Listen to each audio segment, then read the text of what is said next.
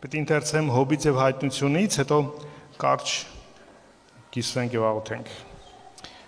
Հոբի գիրքը շատերը գիտեք, ամենաառաջին եւ ամենահին պատմության գիրքն է, գրված եւ հետաքրքիր հայտնություն կա մեզ այնտեղ սովորելու։ Մի օր Աստծո որդիները կամ հրեշտակները գնացին Տիրոջը առաջ կանգնելու, այսինքն հաշվետվության։ Եվ Սատանան նրանց մեջ էր գնաց։ Եվ Տերը ասեց Սատանային. «Որտեղից ես գալիս?» Եվ Սատանան պատասխանեց Տիրոջը եւ ասեց. «Երկրի վրա շրջելուց եւ նրա մեջ փնտրելուց»։ Եվ Տերը ասեց Սատանային. «Իմ հոբծառային լավ ուշադրություն արեցիր, որ երկրի վրա նրապես կատարյալ եւ արդար, աստվածավախ, չարությունից հետ քաշվող մարդ չկա»։ Եվ Սատանան պատասխան տվեց Տիրոջը եւ ասեց. «Միթե Հոբը ձրի է պաշտում Աստծուն։ Չէ՞ որ դու նրա տունը, նրա ամեն ունեցվածքների շուրջը ցանկով պատեցիր, այսինքն պաշտպանություն դրեցիր, նրա ձեռքերի գործը օրհնեցիր եւ նրա ունեցվածքը երկրի վրա շատացավ։ Բայց իհարկե պետք է օրհնի քեզ։ Բայց հիմա ձեռքդ երկարացրա եւ նրա ամեն ունեցածին դիպչիր եւ պիտի տեսնես, թե ինչպես քո դեմ պիտի հայոյի»։ Եվ Տերը ասեց Սատանային. «Ահա նրա ամեն ունեցվածքը քո ձեռքն եմ տալիս, միայն թե իրեն վրա ձեռք չերկարացնես»։ Եվ այն ժամանակ Սատանան Տիրոջ առաջից գնաց։ Եվ հետո տեսնում ենք պատմության մեջ, որ Սաբայեցին հարձակվեցին, խլեցին ինչ որ ունեցվածք, եւ հետո Աստծո կրակը իջավ երկնքից, հոտերը այրեց եւ այլն։ Հոբը կորցրեց իր ունեցվածքը, հետո նորից Սատանան չարախոսեց, Հոբը կորցրեց իր առողջությունը, պատիվը։ Որն է մեր դասը այս ամենի մեջ։ Մի հատ կարճ բան եմ ուզում հավատում Տիրոջից ունենք։ Սատանան իրավունք ուներ այն ժամանակ կանգնելու Աստծո առաջ, որովհետև այդ իրավունքը ստացել էր Ադամին հաղթելով եւ իր դիրքը իր տեղը գրավելով։ Նշանակալից է, որ Սատանան չի ասում «Տուր ես խլեմ», ասում է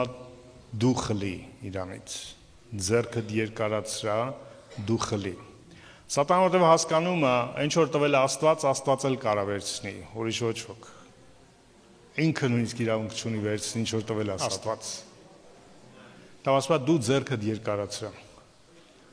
Հոբը ավելի մեծ քրիստոնեական պատկերացում ուներ, քան այսօր քրիստոնյաները շատերին։ Օրինակ թվում է, որ ինչ որ տվել է Աստված, Սատանան պետք է խլի իրանցից։ Սատանան չի խլում ոչինչ քեզանից, ինչ որ տվել է Աստված։ Եփեսացիս 1:3 ասում է, որ մեզ Աստված օրհնել է ամեն հոգևոր օրհնություններով երկրավորների մեջ, վերջ, դա չի կարող խլվի քեզանից։ Ոչ ոք ինձնից ու քեզնից չի կարող խլել։ Եվ որ Աստված ասեց քեզ եմ տալիս, քո ձեռքն եմ տալիս, այսինքն Աստծո ձեռքն էր այդ ամենը։ Ոչ ոք չէր կարող խլել։ Հայտնության գրքում կարդում ենք, որ դա է փոխվել։ Այն չարախոսը, որ գնում էր Աստծո առաջ, Հայտնության 12-ում կարդում ենք, որ երկնքում պատերազմ եղավ, եւ այդ պատերազմի պատճառով Միքայելը իր հրեշտակներով հաղթեց Վիշապին եւ իր հրեշտակներին, որոնք երկրի վրա ընկան, ու հիմա էլ երկնքում չեն, եւ իրանց փոխարեն այն չարախոսի, որ գնում էր Աստծուն, չարախոսում էր մարդկանցից, նրանից, ստիպում էր, որ Աստված իրավունք տա իրան վնասելու, այդ չարախոսի փոխարեն ով գնաց, բարեխոսա նստել այնտեղ երկնքում, ով ամեն անգամ, երբ որ գալիս է հոր առաջ, բարեխոսում է իմ ու քո համար, ոչ թե չարախոսում է։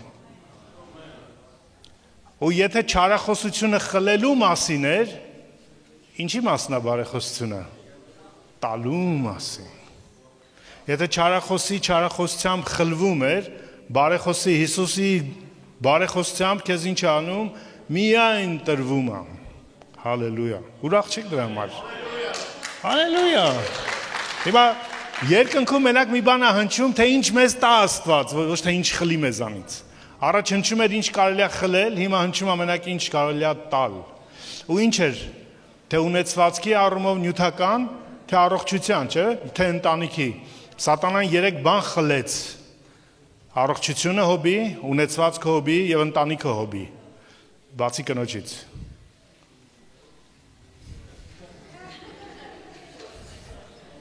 Որտեւ լավ գիտեր, ասեց այս ինձ իլը պետք է։ Սրան էլ պետք է օգտագործեմ։ Եդեմում լավ աշխատել է կինը, ստեղ էլ կարող աշխատի։ Ինչև է, սիրելի քույրեր, մենք ձեզ սիրում ենք, Օրհնում ենք, հուսով ենք դուք փրկված եք, Աստծո շնորհքով, հուսով ենք, մենք ճիշտ ատենց չի երևում, բայց հույս ենք հայտնում, շատ սիրում ենք, լավ կատակ իման։ Եթե 3 բաները չարախոսությամբ խլվում էր, ուրեմն Հիսուսի բարեխոսությունն է քեզ օրհնելու էր 3 բաները։ Առողջություն, ունեցվածք, ընտանիք։ Եկեք աղոթենք Տիրոջ շնորհակալություն ասենք, որ երկնքում մեր համար բարեխոս կա։ Նաեւ որ մենք աղոթում ենք հիվանդության համար, ունեցվածքի ֆինանսական հաջողության համար կամ ընտանիքի համար, հա, մենք իրականում իր կամքի մեջ ենք աղոթում այն բանի մեջ, ինչ բարեխոսը ընդեղ ասում է, հա, հայր, տուր իրանց, հա, ու մենք Քրիստոսի մեջ պաշտպանված ենք։ Չկա, եթե ինչ-որ մի բան էլ քո կյանքից գնում է, փառք Տիրոջը, որ գնում է ուրեմն։ Ոչ ոք չի խլում ու չի կարող խլել։ Հիսուս ինքը ասեց, ոչ ոք չի կարող խլել ձեզ իմ ձեռքից։ Իմ հայրը ամենքից մեծ է։ Հայր, շնորհակալ ենք քեզանից, ու այն աղոթքով ու հավատքով որ գալիս ենք քո առաջ մեր կարիքների համար, որտեղ գիտենք դու մեր բարեխոսն ես երկնքում։ Շնորհակալ ենք, որ չարախոսին վայր նետեցիր Տեր։ Այդ օդի իշխանին, որ հիմա մոլորեցնում է ապստամբության որդիներին։ Բայց մեր դիրքը քո առաջ, բարեխոսության դիրքը, որտեղ մեզ համար բարեխոսն է այնտեղ քո առաջ, մեր Տեր Հիսուս Քրիստոսը,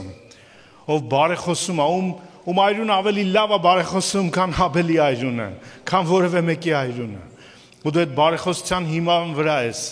գործում մեր կյանքի մեջ, ոչ թե մեր լավ ու վատ լինելու, ինչպես Հոբիկ դեպքում էր, այն ինչ կատարյալ մարդ էր, արժեր որ դու իրան օրհնեիր։ Բայց մեր կատարելությունը մեզանից չի, այլ քո որդուց, որ կանգնած է քո առաջ, մեր ու քո միջև, ու դու մեզ տեսնում ես իր միջոցով, իր մեջ, ու մեր կյանքի օրհնությունները քեզանից գալիս են, որտեղ դու լսում ես քո որդու բարեխոսությունը։ Ու շնորհակալ ենք, որ մեր եղբայրը, մեր ավագը, մեր անդրանիկը այնտեղ է, մեր համար բարեխոսելու ամեն ժամանակ։ Ու հիմա մեր բոլոր կարիքները ամեն մեկս ինչ որ ունենք, մեկը ընտանիքի կարիք ունի, մեկը ֆինանսի կարիք ունի, հաջողության, առաջխաղացման, իմաստության, գործի մեջ, բիզնեսի մեջ, առողջության, բժշկության, տարբեր կարիքների մեջ։ Հիսուսի անունով Հայր, խնդրում ենք քեզանից քո օրհնությունը մեր բարեխոսի, մեր Տեր Հիսուս Քրիստոսի միջոցով, քո փառքի համար, որպես քո որդիներ։ Ամեն։ Ամեն, փառք Տիրոջը։